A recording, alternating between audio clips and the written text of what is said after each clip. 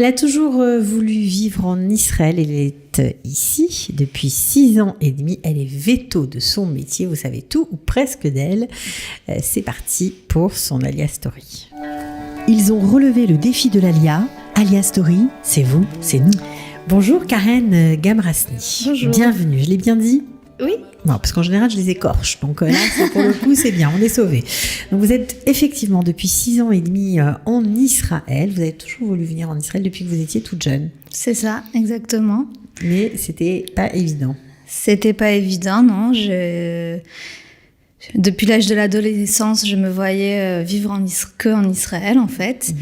J'ai tenté le coup après le bac, peut-être pour commencer mes études ici, mais c'était un peu compliqué, donc j'ai fait mes études et ensuite je suis venue en Israël. Alors vous avez grandi à Toulouse ? C'est ça. Ouais. Vous y êtes resté jusqu'à quand ? Jusqu'à l'âge de 17-18 ans, après le bac.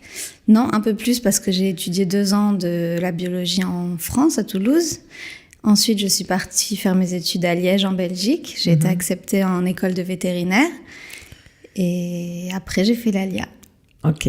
Alors, veto en Israël, c'est pas évident non plus. Pourtant, il existe une école vétérinaire. On ne le sait peut-être pas, mais c'est possible d'étudier c'est cette science-là en Israël, mais il faut s'accrocher. Exactement. C'est pas facile comme partout dans le monde, en fait, pour ces études.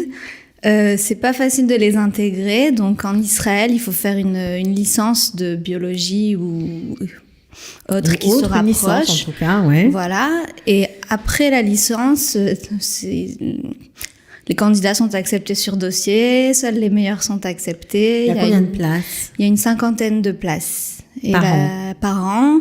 Et beaucoup d'Israéliens vont étudier à l'étranger parce que c'est très compliqué de rentrer. C'est juste les meilleurs, on imagine. C'est pas facile. Alors, en plus, quand on est au Lechadash au niveau de l'hébreu, j'imagine que c'est compliqué, très compliqué même. Alors, il y a une partie qui se passe à Rehovot et il y a aussi un hôpital universitaire. C'est ça, à la fin des études, je sais pas exactement quelles années, mais les dernières années se passent à l'hôpital universitaire vétérinaire. À Bet Dagan, donc à côté de Rishon LeZion. Ok, donc c'est relativement nouveau, on va dire. Ça fait, je crois, peut-être moins d'une dizaine d'années. Dans les années 90, il me semble qu'elle a ouvert l'école. Même. Ouais. D'accord. Bon, c'était pendant très longtemps un projet. Alors voilà, autant pour nous, on en sait un peu plus sur ça. Donc vous êtes arrivé à Tel Aviv direct. Oui. Pourquoi ? C'est loin de Toulouse, Tel Aviv. C'est pas la porte à côté. Pourquoi ? J'aimais bien cette ville. J'y venais en vacances. En vérité, la question s'est pas trop posée. Je suis venue à Tel Aviv. Alors, vous avez fait l'Ulpan. Et j'ai fait l'Ulpan. Et puis j'ai commencé petit à petit à travailler en clinique vétérinaire. D'abord en tant qu'assistante et puis en tant que vétérinaire. Est-ce que je comprends bien que vous n'avez pas travaillé dans votre métier en France, mais est-ce que vous voyez une pratique de cette médecine vétérinaire différente de celle de la France ? Oui. En fait, dans les études en Belgique, comme en France, la dernière année, c'est une année de stage. Vous avez été de cabinet en cabinet ? Voilà, dans les cabinets, dans l'hôpital universitaire. Et c'est vrai que en Israël, c'est un peu différent. Vous pouvez tout nous dire.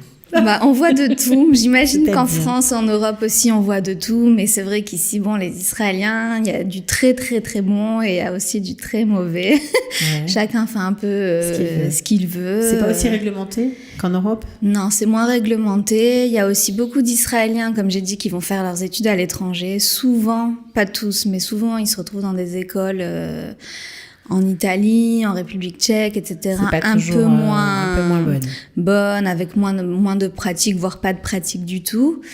Et ici, ils se débrouillent comme ils peuvent. Souvent, ils ouvrent leur clinique pour s'en sortir aussi, parce qu'être salarié dans ce domaine, c'est très difficile. Ouais. C'est difficile. Combien ça gagne un vétérinaire ?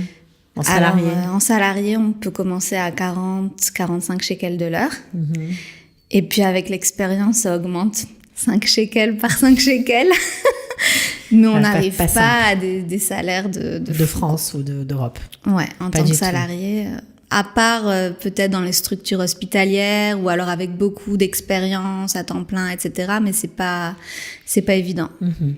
Alors, vous avez bien sûr, après votre Ulpan, passé votre examen d'équivalence, parce que même si vous avez un diplôme reconnu d'une bonne école, etc., il faut passer un examen d'équivalence. Oui. C'est obligatoire. C'est ça. Donc, c'est obligatoire pour tout le monde. Et c'est en hébreu.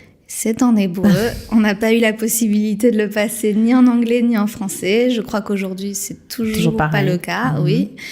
Et c'est un examen assez difficile. Voilà, qui porte sur toutes les études, j'imagine. Ouais. Plus de la législation. Beaucoup enfin bon, bref. Ouais. Pas simple, mais bon, c'est fait.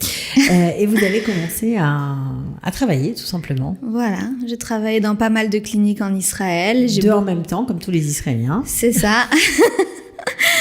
Jusqu'à aujourd'hui encore, 2 en même temps, demi-temps en même temps, dans 2 cliniques différentes à chaque fois. Mais c'était bien pour l'expérience, c'était bien pour l'hébreu.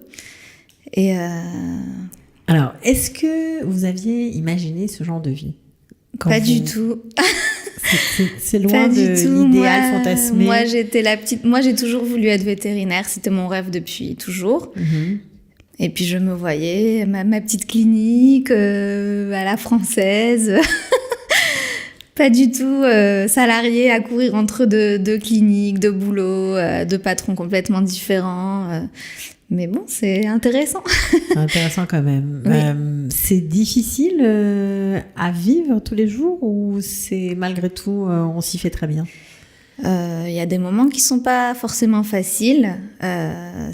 Bon, la LIA, c'est pas facile. Les conditions en Israël, les conditions de salaire, c'est un peu, je pense, un peu plus difficile qu'en France. Donc, non, il y a eu des moments pas faciles, oui. Ouais, mais vous avez jamais voulu faire le chemin arrière? Non, je retournerai pas en France. Pour les vacances. Pour les vacances, simplement. Alors, depuis un an, vous vous êtes lancé dans un autre projet, Vetadom. C'est un peu le SOS médecin des vétérinaires. Exactement. Voilà, des animaux, en tout cas. C'est les urgences vétérinaires quand les cliniques sont fermées, parce que il faut savoir que les cliniques vétérinaires sont ouvertes la journée. La nuit, il y a un vétérinaire de garde qui est disponible pour répondre souvent aux appels d'urgence, qui se déplace à la clinique si besoin, pour ne pas perdre les clients. Et donc, on a proposé un service tout nouveau. Ouais. C'est-à-dire qu'on prend la relève des cliniques vétérinaires. Elles transfèrent leurs appels le soir et les week-ends chez nous. Vous. Et nous, on répond pour elles, on fait de la régulation téléphonique et s'il y a besoin, on se déplace à domicile comme il y a une grosse demande, apparemment, ça marche pas mal. Il y a une grosse demande, à la fois de la part des clients qui ont pas de vétérinaire du tout et à la fois de la part des cliniques elles-mêmes qui maintenant commencent à transférer leurs appels chez nous et sont bien contents de retrouver leurs clients animaux, on va dire, le lendemain. Exactement. Pendant les heures normales de visite. Ok. Donc ça fait quoi? Ça fait 1 an, vous faites ça à peu près? Presque, oui. Donc vous continuez ça, les urgences et également la médecine de jour la médecine vétérinaire de jour? Oui, j'ai trouvé une clinique très sympa où je travaille encore 2 fois par semaine, à Tel Aviv. Et en plus de ça, oui, je fais les urgences la nuit et les week-ends avec Vetadom. Mais c'est complètement différent. C'est complètement différent, c'est des francophones. C'est un projet que vous avez porté aussi, donc forcément... Ouais. C'est sympa d'avoir un petit chez-soi, quoi. C'est ça. Sûr. C'est sûr que c'est mon projet. Donc c'est pas pareil que d'être dans la clinique de quelqu'un d'autre, mais c'est très très intéressant, même si c'est pas évident puisque c'est du coup du travail de nuit et de week-end, donc quand on est censé se reposer, mais en réalité on va chez les gens, on les rencontre chez eux, on voit vraiment les gens de manière différente. Ils nous reçoivent de manière différente aussi. Ah bah oui, l'urgence, c'est sûr que lorsque les animaux sont en détresse, tout le monde est en détresse. Du propriétaire aussi. Et nous, on vient à domicile et on soulage beaucoup tout le monde. Bon, ok. Alors, qu'est-ce qu'on peut vous souhaiter, Karen? Eh bien, que ça marche, que ça se développe, qu'on trouve plein de vétérinaires qui travaillent avec nous.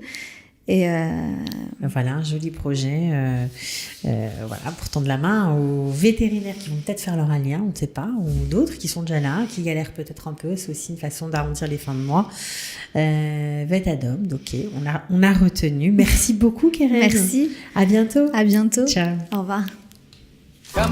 Ils ont relevé le défi de l'ALIA. ALIA Story, c'est vous, c'est nous.